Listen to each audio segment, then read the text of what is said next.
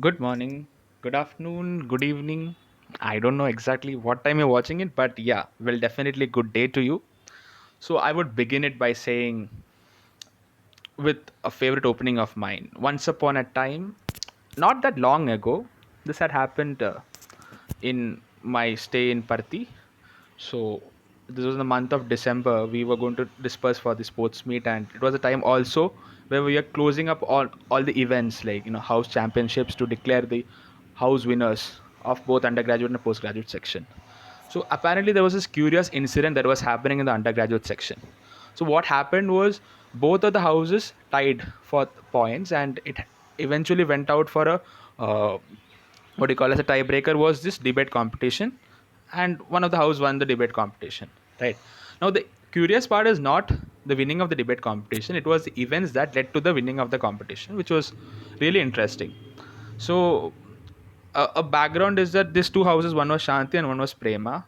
It was like Shanti was a house which was very strong in sports activities, and Prema was a house which was very strong in cultural activities.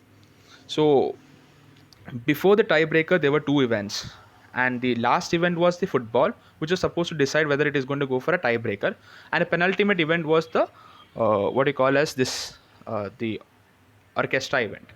So I happened to visit one of the house, that is your Prema house. They were discussing about the orchestra, and one of the coordinators was telling them, "You guys have to win this uh, orchestra. If you win the orchestra, I'm pakka. We are going to win the debate." Okay, I was shocked. Like, debate is a tiebreaker. You have a football over there, right? So he- the point is that he was very strong that if they win this orchestra competition, they are going to definitely win the debate competition, because he knew that with strong assumption that they are going to lose on the football competition, right? Now on the other side, on the other house was, they were like, we have to win the orchestra competition. If we win the orchestra competition, yeah, football is our cake. We nobody can take it away from us, because if we win, if we lose on the orchestra competition, then well, if we win on the football also, we eventually have to go to debate, which is not our stronghold. And it eventually, what turned out to is that the culturally strong house won the orchestra competition. Lost the football competition, it won the debate competition, and they became the winners.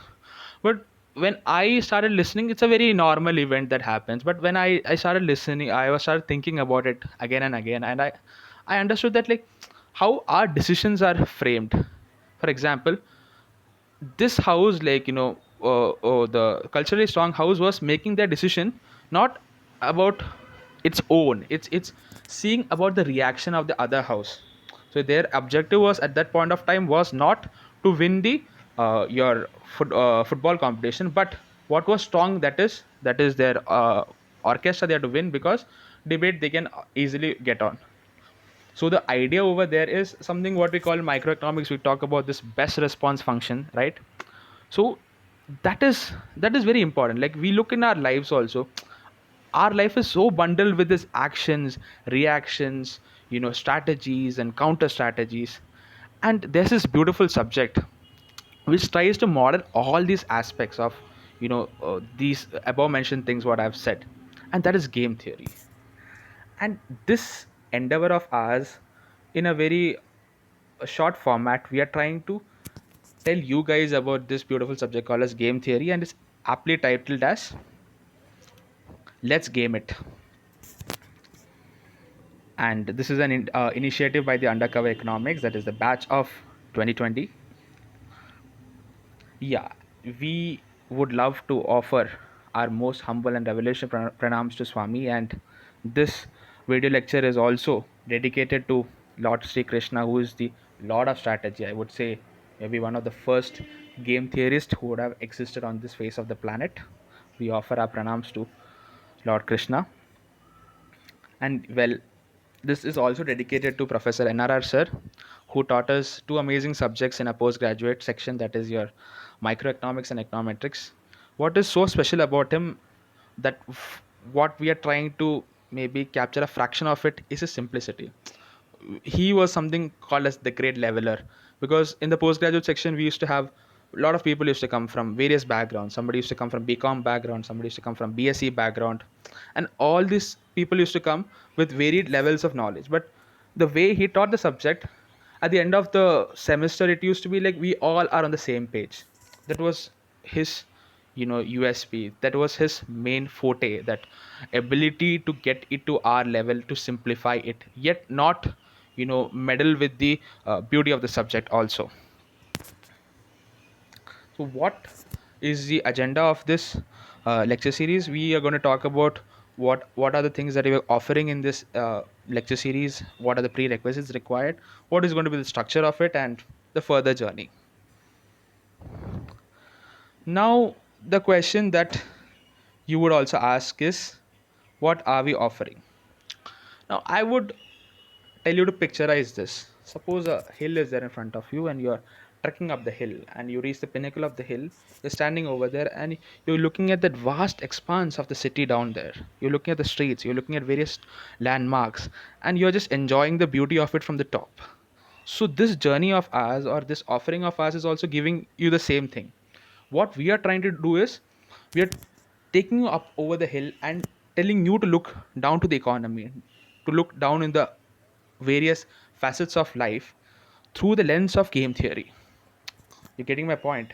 So we are telling you to see all those actions, reaction, because our life is full of that only, right? We interact with people, we do certain actions. Maybe may it be our life, maybe may it be on a sports field, or may it be on our offices. It's all about these actions, reactions.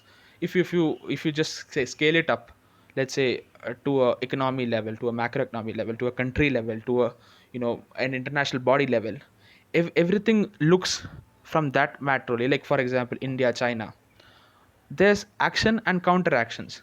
So how can we try to model it, how can we try to frame it, and on a piece of paper, like, see, talking is a different thing, but you are able to frame it on a piece of paper, and you're able to find out the best reaction or the best action strategy what we can implement.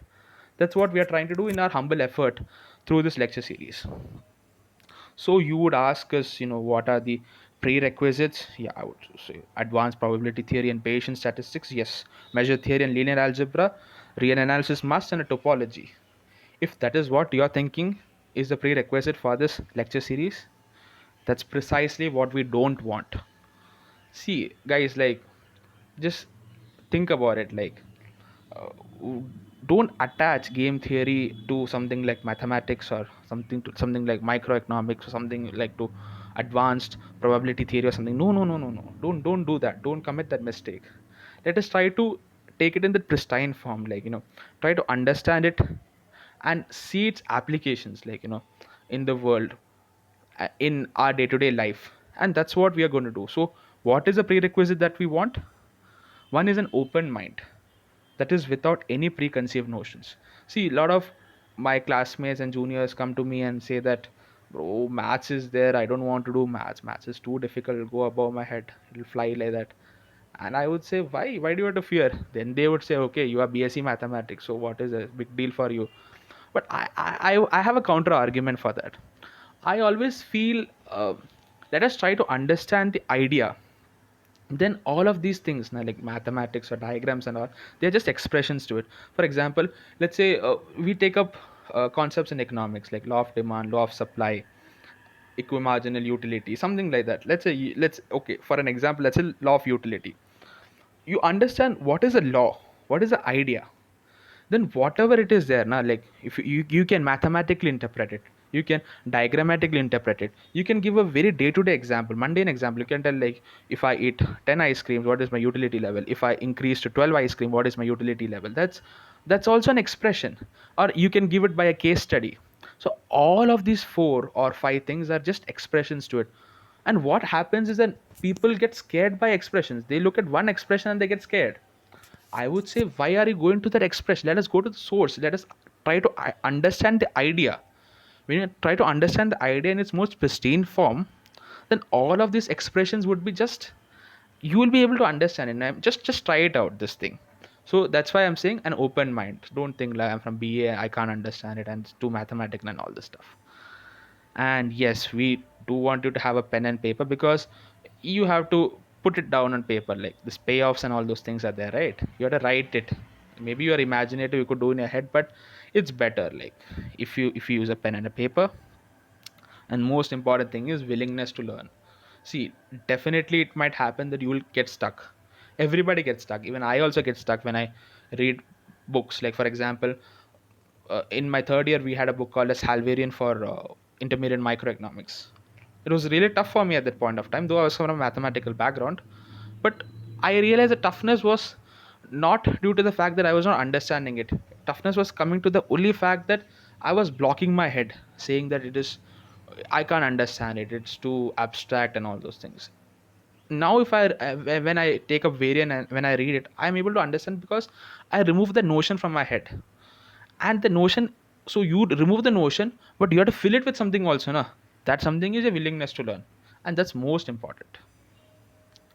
So we have in total 5 lectures, not long, 15 to 20 minutes each. So we are trying to, what we are trying to do is, we are starting from an elementary introduction to an intermediate level, okay, about game theory. And then we try to give some practical examples, and further reading for each of these video lectures. We are also trying, in a document we have prepared, what readings you can do to further see, because see, none of us, like myself or the instructor who is going to my friend who is going to teach, we are not experts in game theory, we are not teachers or something like that.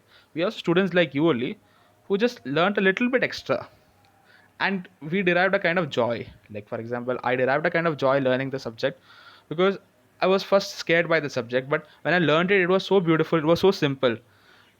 And that joy we want to give it to you, right? So we are so in that process, so we are not going to do a very detailed analysis, proof and all those things. No, no, no, we are going to do it in a very uh, a simple fashion, but yet it is very comprehensive.